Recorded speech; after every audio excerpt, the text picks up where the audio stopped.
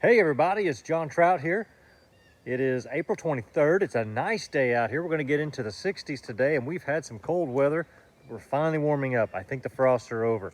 Let's take a look today at the rye cover crop that was put in last September, October under the apple trellis and also under some blackberries. Let's take a look and see how that's growing. Okay, we're going to walk up here to the other side of the garden. Here's some gold rush trees here. That's rye in the garden that I laid it up with. It's been killed and weed-eated, and the beds are just starting to kind of show now. But this is the tall spindle system here on top of the garden, and this rye was actually weed-eated about 1 week ago. My son's was in the prom, and they wanted to take some prom pictures up here with these trees in bloom, and so I wanted to get some of this tall rye cut down and out of the way. Turns out it probably wouldn't have been in the picture, but I kind of like doing this with the rye. It takes a little extra effort, but you get really a nice straw mulch here still. You can see that at this point in the year, so mid-April, it's putting on something of a stalk, and this will maintain itself probably for at least 3 more weeks here, and you're going to have a nice little cover crop still. Well, I don't know how much of a crop, but you'll have a nice cover. And then it's going to start to break down, and you'll start to see some weed growth come up through it. But it does work pretty nicely for the effort.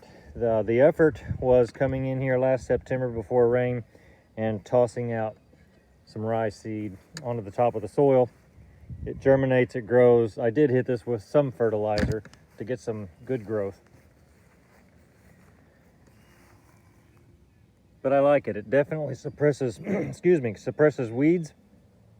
This time of the year, the spring weeds, you can see them out here on the edge, but you don't see them up there up against the trees. All the nutrients that this rye took up, it's going to release back to the soil. Now, something of a contrast here, we have the blackberry row. In the blackberry row, same thing was done. Rye was thrown down. This rye is dead and it doesn't know it yet. I came through about 10 days ago and sprayed it with a grass selective herbicide, and it's starting to yellow. I don't know if you can tell that on camera, but it is starting to yellow up a little bit. I would imagine in about a week it's going to be falling over and yellowed up pretty good. But you can spray that grass selective herbicide here, kill this rye. It's going to fall over again and really act as a weed suppressor on the blackberry row and get you into early summer with very few weed problems in the blackberries. Now, is this good for the blackberries? I don't know. I don't think it hurts the blackberries at all. Especially now you think, well, this is taking a lot of nutrients away from the blackberries. But again, this rye is dead. It just hasn't really turned all the way yet. It's not taking up nutrients any longer, and it's going to start releasing those nutrients back to the blackberries. And the blackberries, let's see. Yeah, there's a flower bud there. So blackberries are thinking about flowering. Let's go look at the cover crop out in the main orchard. It's turkey season. And I'm done. Let's go out to the orchard here, which means we have to go through the red gate.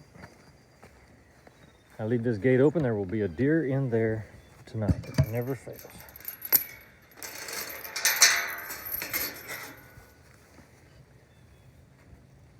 So I put the rye in underneath the high density trellises out here in the orchard. I did not put it in underneath the semi-dwarf trees.